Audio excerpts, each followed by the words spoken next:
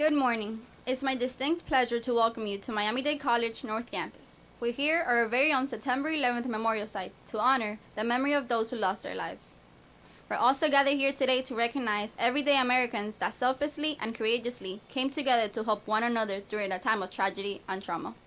On this day, heroism took many forms and in many different places. At this moment, now please join us as the School of Justice Honor Guard from the Fire and Police Academies present the colors, followed by the Pledge of Allegiance.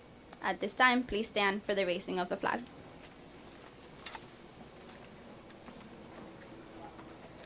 Flag detail, please present the colors. Forward. What? Left, right. Left, right, left. Left, right. Left, right, left. Left, right. Left, right, left. Left, right. Left, right, left. Left, right. Left, right, left. Left, right. Left, right, left. Left, right. Detail. Halt. Right. Feet.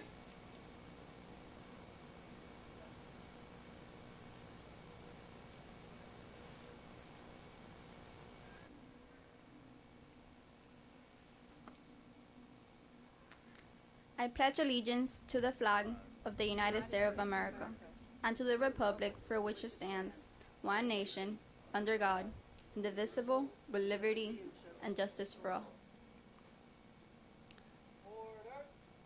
Flag detail, you're dismissed.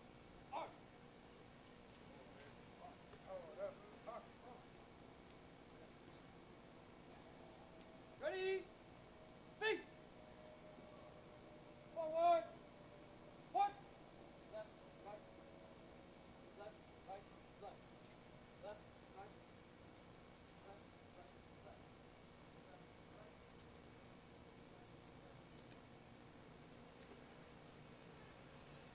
Ladies and gentlemen, please be seated.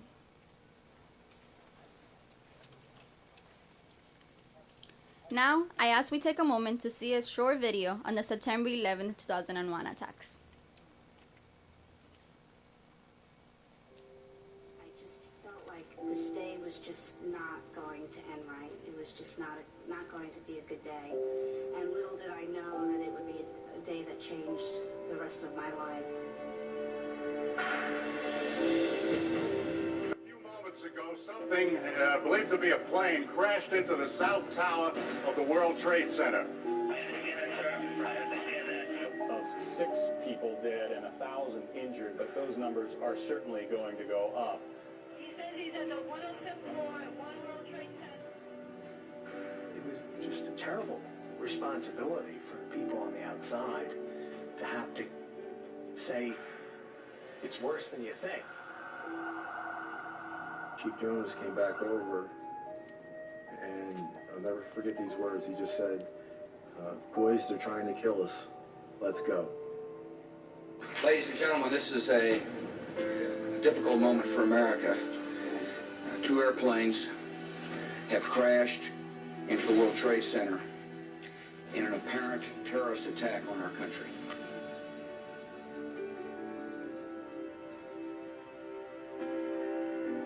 It's just everybody just wanted to get out. Everybody's so desperate that they're desperate because they don't know what's going on, and they're desperate because they know they have to get out, and they don't even know why to get out.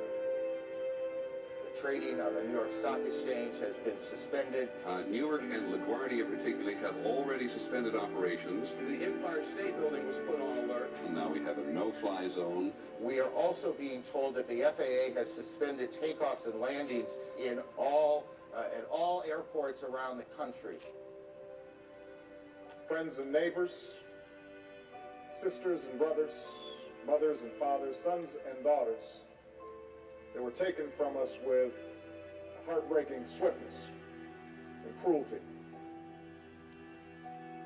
More than monuments, that will be the legacy of 9/11. A legacy of firefighters who walked into fire and soldiers who signed up to serve. Of workers who raised new towers and citizens who faced down their private fears. It will be said that we kept the faith. But we took a painful blow, and we emerged stronger than before. Let us honor those who've been lost. Let us rededicate ourselves to the ideals that define our nation. And let us look to the future with hearts full of hope. May God bless the memory of those we lost. And may God bless the United States of America.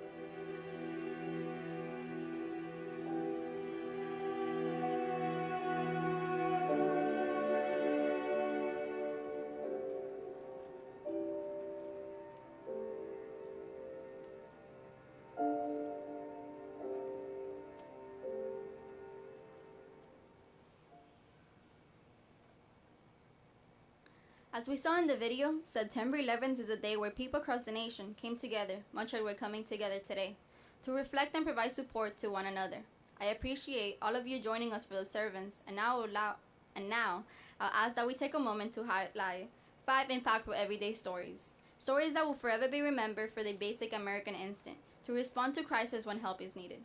An American instinct summoned by the collective strength of the American people, that we see come together during our darkest hours, an instinct that will echo through the ages.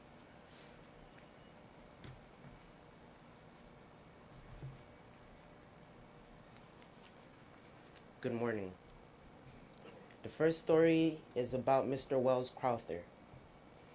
Mr. Wells Crowther was a 24-year-old equities trader who helped at least a dozen people get out and then went back in with firefighters to rescue more. Mr. Crowther was at Sandler O'Neill's and Partners on the 104th floor. The man, who was a volunteer firefighter in his teens, made his way down to the 78th sky floor lobby and became a hero to strangers known only as the man in the red bandana. Mr. Crowther's body was later recovered alongside firefighters in a stairwell back up the tower with the Jaws of Life rescue tool.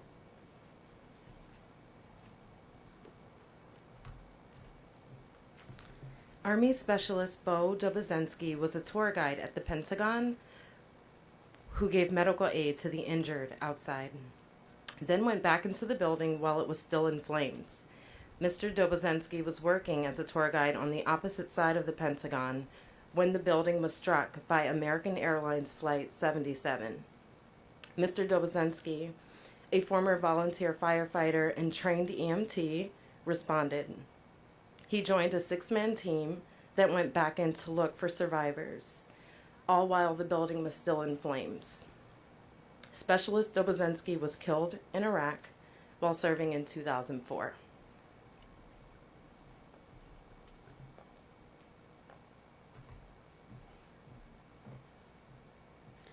Benjamin Clark was not a firefighter or a police officer.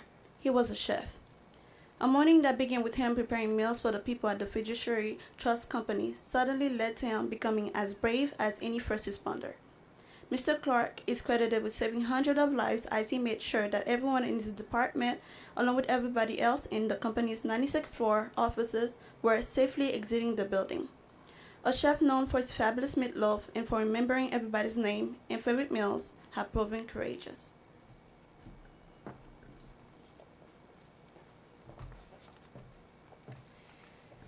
Mr. Rick Riscorla, the head of corporate security for Morgan Stanley, was in the South Tower when he issued the order to employees to evacuate. He had made employees practice emergency drills for years, and on September 11, it paid off. In just 60 minutes after the first plane hit the tower, more than 2,700 employees and visitors were safely evacuated. Mr. Riscorla was last seen on the 10th floor of the South Tower, heading upward to look for stragglers. His body was never found.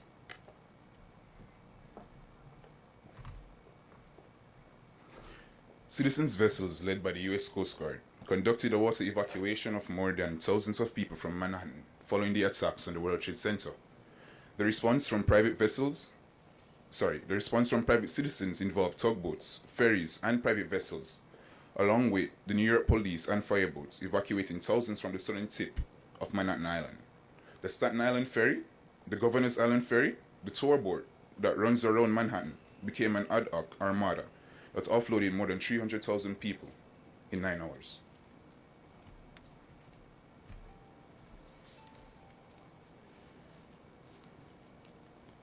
Thank you for those impactful words. Now, I would like to ask Student Government Association historian Mr. Christian Acevedo to join me on stage to introduce our guest speaker.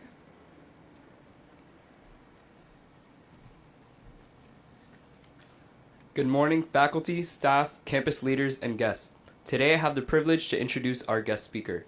Mr. David M. Scott is a public affairs officer for the United States Coast Guard Auxiliary in South Florida's Division 3. He is also Vice Commander of Flotilla 38 in Plantation, Florida.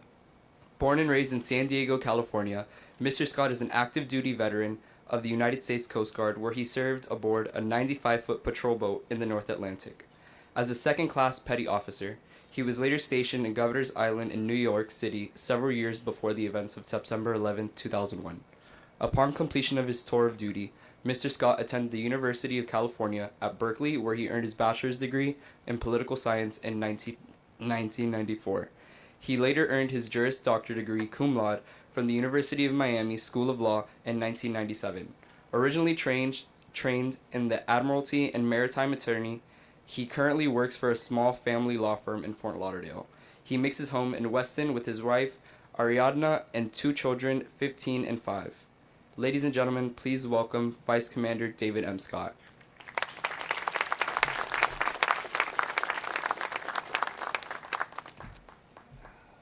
Good morning.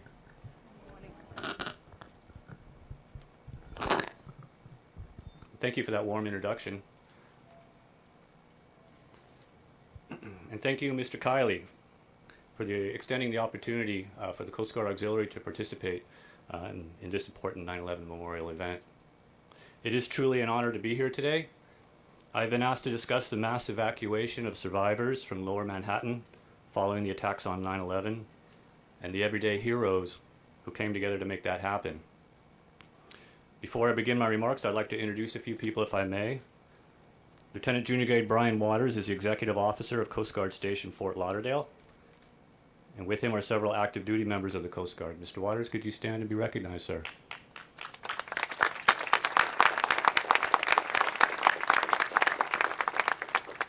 Also in attendance is Flotilla Commander Jeffrey Barnes.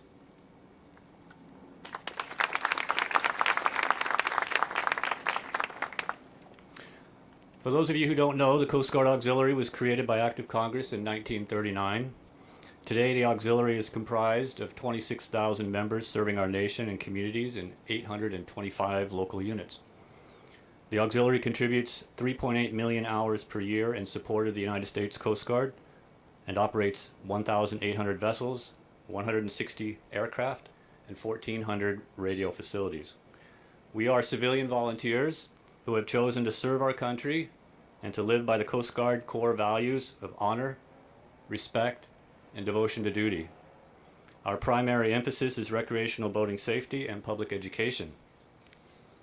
We continuously train, often side by side with the Coast Guard, to maintain a standard of readiness that allows us to effectively complete our missions, whether they be search and rescue, security, verification of aids to navigation, communications, or a host of other operational and administrative duties. Our motto is Semper Paratus, always ready. We stand ready to assist the Coast Guard in nearly all its missions and to answer the call in times of emergency. In 1941, America was attacked at Pearl Harbor. 2,403 American lives were lost. 60 years later, on September 11th, 2001, America was again under attack. 3,000 people would lose their lives that day. Amongst these were 351 firefighters and 60 police officers. 9/11 was a national tragedy, yet one that would bring Americans together in a way that nothing else could. Numerous accounts of heroism that day are forever ingrained in our conscience. Little known amongst these are the hundreds of civilian volunteers who answered a call to help evacuate trapped survivors from Lower Manhattan. A citizen flotilla of everyday heroes with little or no training, determined to do whatever they could and guided only by a sense of urgency. I remember watching the news footage that morning. I imagined my former Coast Guard shipmates stationed at Governor's Island, 1,000 yards from ground zero. I could almost hear the search and rescue alarms going off. the boat engine starting up, and young men and women of the Coast Guard scrambling to their duty stations. Within minutes of the attacks, the Coast Guard had closed the port of New York and ordered all vessel traffic to a stop. Coast Guard auxiliaries throughout the area sprang into action to set up radio communications and security zones at bridges and other vital locations. When the towers came down, over 1 million people ran for safety, rushing to escape the thick clouds of dust and debris that had engulfed all of lower Manhattan. Hundreds of thousands ran to the water's edge. With bridges and tunnels closed, these people were trapped with no way to evacuate the island. Some attempted to swim to safety, others waited, hoping for rescue. Seeing all of this, Coast Guard Commander Michael Day realized that he lacked the resources to evacuate so many people. He made the decision to put out a radio call requesting all available vessels in the area to assist. And that was all it took. Within minutes, a veritable armada of private and commercial vessels appeared on the horizon. Not knowing what danger might lie ahead, these volunteers responded to the call and headed directly toward the scene of the attacks. Amongst these were all available vessels of the U.S. Coast Guard Auxiliary. President Calvin Coolidge once said that heroism is not only in the man, but in the occasion. The attacks on 9/11 gave rise to an occasion where ordinary men and women came together to accomplish an extraordinary thing, to set their own safety aside and to serve others at whatever the cost. Men like Vincent Ardolino, captain of the commercial yacht Amberjack 5. He watched the towers collapse and heard the Coast Guard's call for help. He turned to his wife and said, "I've got to do something. I've got to take the boat up there and help." Unsure whether the attacks were over, he unselfishly stated, "I have to do what I have to do." James Parise was the captain of one of the Staten Island ferries. As captain, his primary duty was to the safety of his ship and passengers. In the midst of all the chaos, he faced a difficult decision whether to stay put and stay safe or risk harm to save others. Along with several other ferryboat captains, he chose to save others and disregarded the potential danger. Amongst this citizen flotilla were scores of private citizens who responded in their small recreational vessels. These were by no means professional mariners. They were your neighbors, husbands, wives, sons, and daughters. Emboldened by a sense of urgency, they came together for no other reason than to help. As they arrived in their private boats, yachts, ferries, and tugboats, these everyday heroes found hundreds of thousands of people desperate to get off the island. Covered in dust and debris, they struggled to get aboard, jumping, grabbing at handrails, and clinging for their lives. Some fell into the water, requiring further rescue. Time and again throughout the day, this citizen flotilla returned to Manhattan to pick up survivors, men, women, and children, loading their vessels to capacity and beyond, administering first aid where needed, and delivering them to safety across the harbor.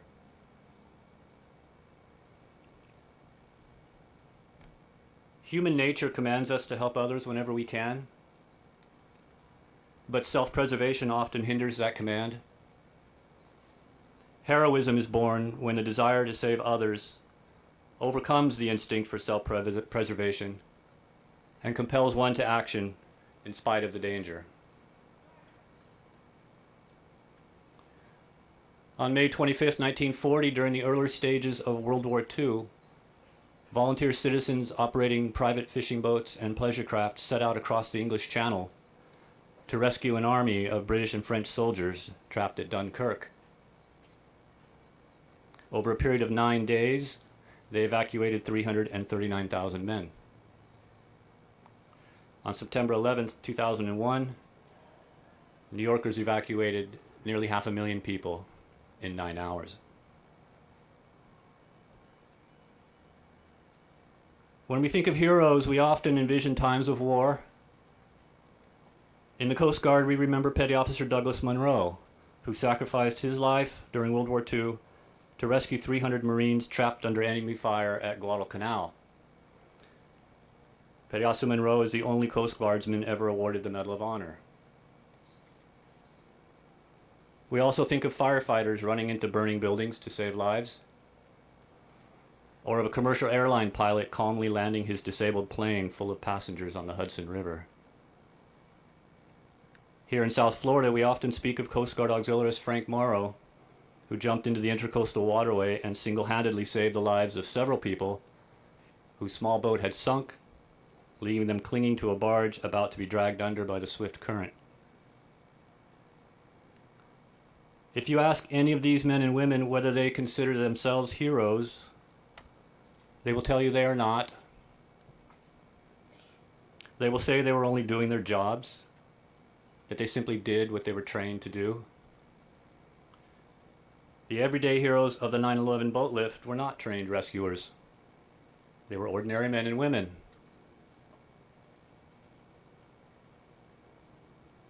The great American author Ralph Waldo Emerson once wrote that a hero is no braver than an ordinary man, but he is braver 5 minutes longer. These people simply did what had to be done. They needed no other reason. As they raced toward Lower Manhattan, they had no way of knowing whether the attacks would continue. They accepted the risk and did what their hearts told them they had to do. They are examples of what we all know deep down inside, that in times of crisis, the human spirit rises up to demonstrate the resolve of the American people to do whatever necessary to save others, and often at risk of their own lives. So as we remember 9/11 today and mourn the tremendous loss of life, let us also celebrate the triumph that occurred that day. An unprecedented rescue of 500,000 people by a relatively small number of everyday heroes.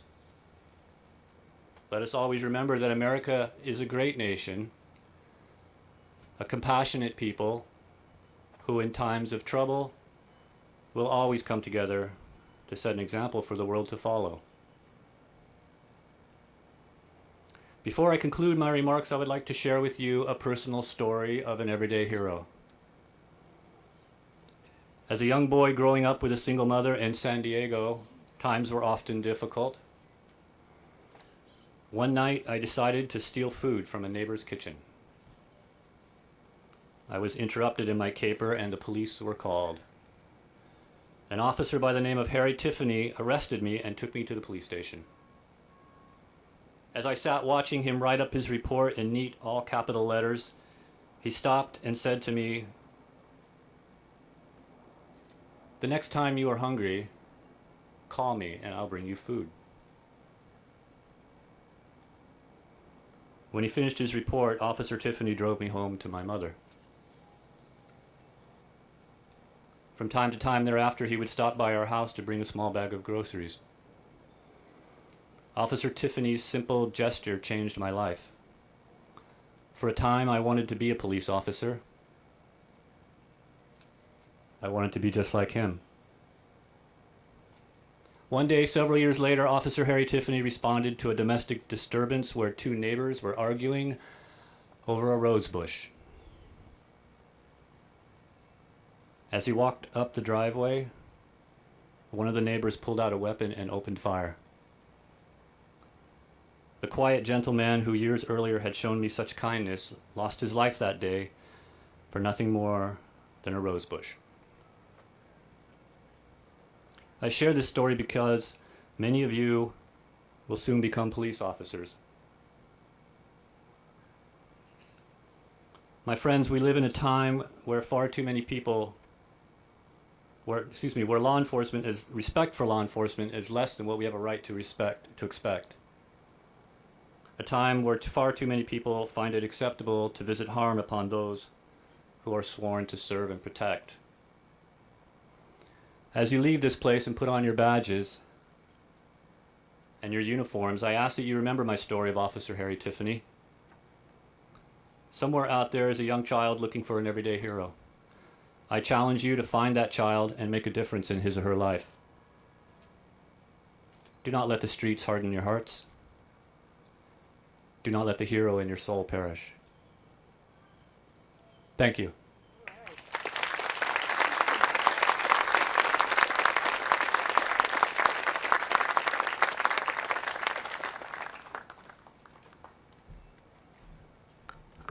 Thank you, Vice Commander, for those inspirational words. Now, I would like to ask our campus president, Dr. Malusi Harrison, to join me on stage to conclude our program.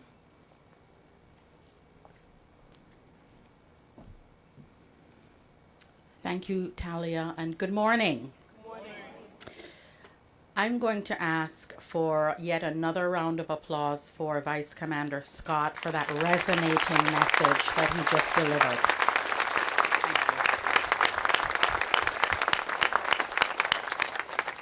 Vice Commander, thank you so much for being with us today. Thank you to the Coast Guard Auxiliary that's also accompanying you. And as I said, your words truly resonated. And we thank you especially for the charge that you have delivered to our cadets here today in our School of Justice training program.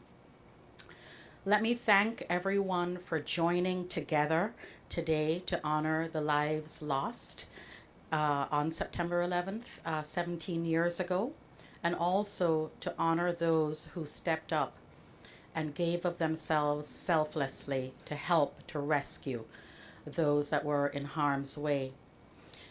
When I think about the events of September 11th, I think about a village.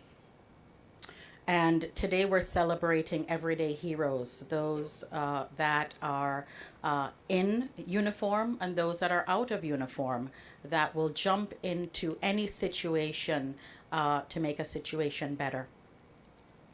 But it truly takes a village, and that's what I've heard today from our students who so eloquently delivered those stories to us from the Vice Commander and also from Ms. Rodriguez, that it really does take a village to make things better, to make this world a better place for all. And that's what we saw on September 11th with everyday heroes joining those in uniform, those first responders who every single day give of themselves and truly sacrifice their lives to help us all to live free. And as I saw that flag being hoisted, I also thought about just how fortunate we are in these United States to be able to go about our business every single day without worrying. And we should all take that to heart and never take that for granted. Today is certainly a very solemn day, but it's also a day of hope. And it's also a day of reflection as to how each of us individually and collectively can do our part to make our world a better place. Here at Miami-Dade College, I have to say that I'm truly proud to be a part of the Miami-Dade College family, where inclusion is what stands at the core of everything that we do. We have students hailing from over 190 countries, from almost every single state in our union, and our doors are open to everyone. Everyone at our institution has a name, has a story, and has an opportunity. And that's what Miami-Dade College stands for. And gathered here today, we have so many students, faculty, staff, administrators, and friends from the community. And I always feel so very safe when I look to my left every year and see our students who are in training in the School of Justice, Police Academy, and in our Fire Academy. And let me just take a quick second to tell a story of everyday heroes right here at our North Campus. And, you know, we're training students purposefully and really organically to be the citizens of all seasons. And one day, Chief Paul Noel, I think I saw him here. Where's Chief Paul Noel? Right there in front of me. Called me up. I was sitting in my office and he called me up and he said, Dr. Harrison, I just want to let you know, and you may or may not remember this, Chief, but I just want to let you know that there has been an accident on the Gratany on Northwest 119th Street.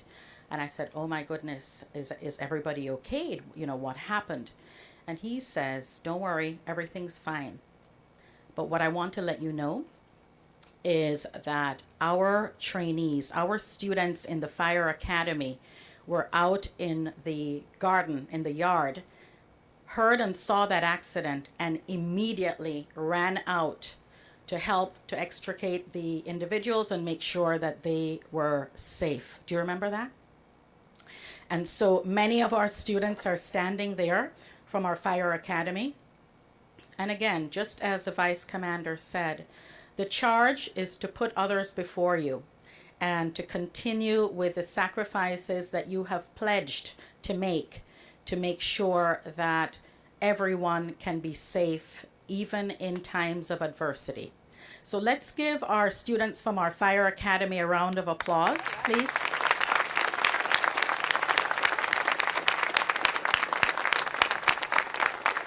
And also a round of applause for our trainees of our School of Justice Police Academy. Thank you very much. Let me close by thanking Director Paul Kiley, Ms. Jasenia Patino, the co-chairs of our September 11th committee, and the entire committee for bringing us together for such a meaningful moment. It's truly, truly wonderful that for the past 17 years, we have gathered here at North Campus without fail to honor the lives lost and to celebrate the heroes and sheroes and those who want absolutely no recognition for what they've done. But we have celebrated them and will continue to do so. Thank you for being here with us today, and have a very peaceful and safe afternoon. Thank you.